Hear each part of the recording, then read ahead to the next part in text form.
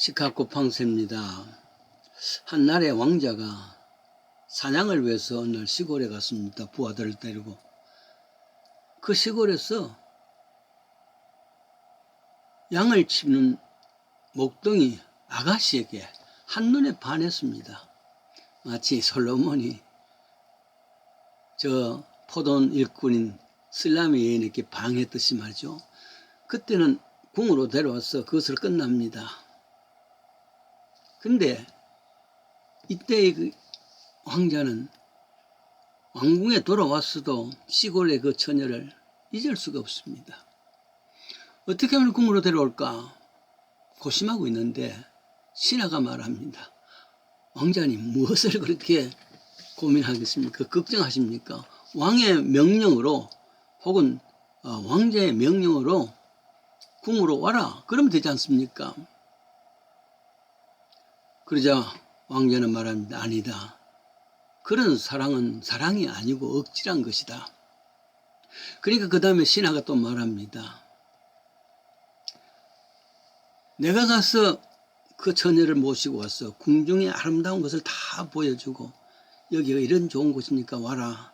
그렇게 하면 어떻겠습니까?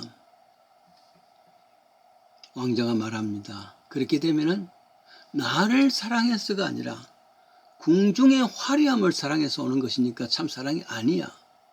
신하는 걱정합니다. 결국 어떻게 하겠습니까? 왕자가 결단을 합니다.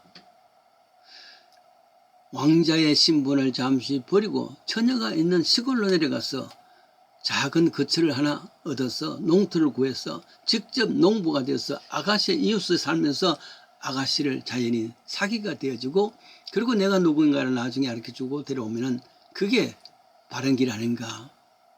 그래서 왕자는 화려한 신분을 내려놓고 변장해서 시골 머섬으로 가서 아가씨와 꽃 같은 위치에 서서 사랑을 나누고 자신의 신분을 밝히면서 궁중으로 같이 와서 결혼을 해서 잘 먹고 잘 살았다. 철학자 키르케고르라는 사람이 우화입니다.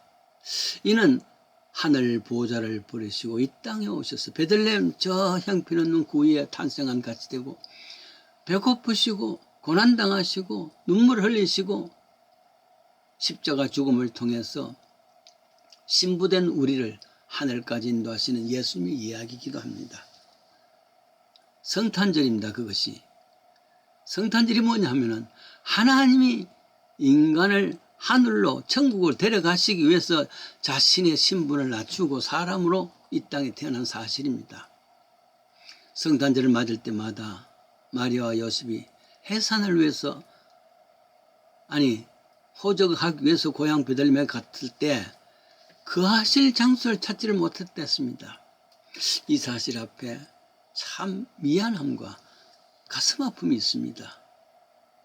아마도 호텔도 문을 두드렸을 것이고 모텔의 문을 두드릴 것이고 민박집의 문을 두드렸으면서 작은 방 하나 없습니까? 영원했을 때 퉁명히 방 없소. 아마도 이 초라한 모습을 시골의 사람 모습을 보면서 방이 있어도 거절했을 줄 압니다. 돈을 받을 수 있을까? 대신에 아무리 사람이 많다 할지라도 벤츠를 타고 와서 방 있어. 여기 있습니다. 카카 했을 것이라 말이죠. 여러분, 예수님이 누구십니까? 하나님이십니다. 하나님께서 이 땅에 오시던데 하루 먹을 처소가 없어. 근데 없어. 마음 아프죠. 마태복음 21장 8절에 보면은 아침에 일어나서 제자들과 함께 저 성에 들어가시려고 가십니다. 그럴 때 시장하셨다 그랬습니다. Jesus was hungry. 이런 표현이 있지 않습니까? 세상의 주인 되시는 하나님께서 이 땅에 오셨는데 늘 자리 없는 상안에 이미 사람들이 가득 찼습니다. 하나님을 모실 장소가 없었습니다.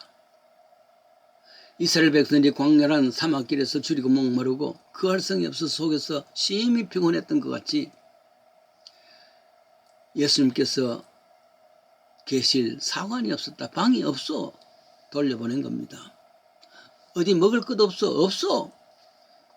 주무실 장소 없어. 얼마나 피곤했을까. 그걸 생각하면은 미안도 하고 가슴 아프단 말이죠.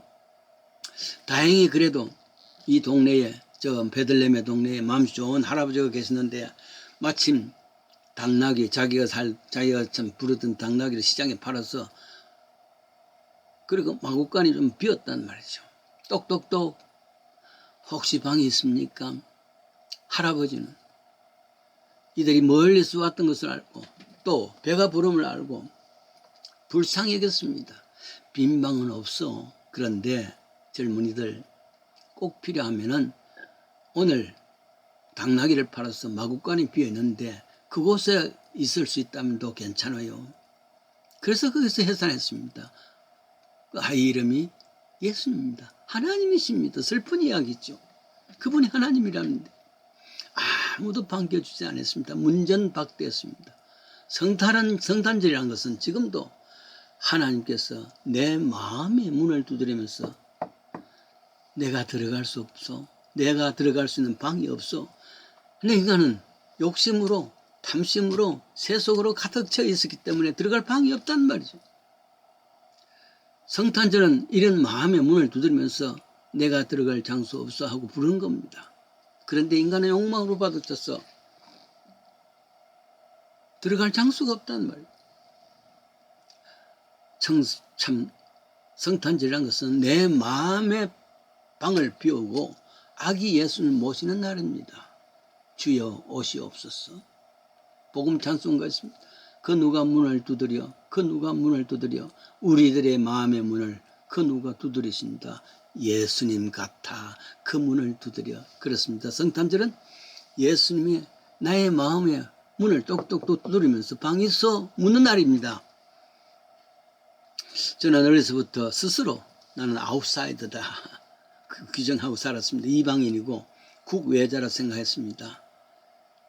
세상에 강한 자에게 약하고 세상은 약한 자에게 강한 것이 기준입니다. 그런데 어려서부터 강한 자에게는 더 강해지고 약한 자에게는 더 낮아지는 것, 이런 생각을 했습니다. 만약에 예수님께서 말을 타시고 위풍당당하게 이 땅에 오셨다, 그래서 강한 자로서 이 땅에 왔다 그러면은 제 마음은 열어줄 수가 없습니다. 도리어 경멸하고 타도 대상이 됐으리라 모릅니다. 왜냐하면 그것은 높은 사람 부자는 결국 내 편이 될 수 없다는 생각이었습니다. 우리의 눈높이에 전혀 안 맞단 말이죠. 그런데 예수님이 이 낮아지는 정신이 있습니다. 사람들로부터 문전박대 당하시고 배고프셨던 하나님, 어떻게 내가 마음 열지 않을 수 있겠습니까? 그랬습니다. 그리고 나중에 이분이 하나님이심을 믿고 얼마나 통쾌한지 모릅니다. 가장 낮아진 사람, 마치 춘향경의 이도령 거지같이 했는데 아맹어사 출도요 그러면서 통쾌한 복수를 하지 않습니까? 똑똑똑 방이 있습니까? 성탄절에는 이 소리를 들을 수 있어야 합니다. 요관 주인처럼 얼굴을 내밀고 쭉 아래위를 살펴보면서 형편없는 모습을 보고 없소. 하나님은 그냥 보내는 많은 사람 대신에 비록 누추한 마구간 같은 내 방이지만, 내 마음이지만 열심히 비울 테니 들어오세요. 영접하는 겁니다. 요한계시록 3장 20절이죠. 볼지어다 내가 문 밖에 서서 두드리노니 누구든지 내 음성을 듣고 문을 열면 내가 그리로 들어가서 그와 더불어 먹을 것이다. 성탄절은 아름다운 것을, 멋진 것을 꾸미는 것이 아니라 내 마음의 방을 두드리시는 방이 있어 할 때 언제든지 열어줄 수 있는 날, 성탄절입니다. 이런 복된 성찬들 되십시다.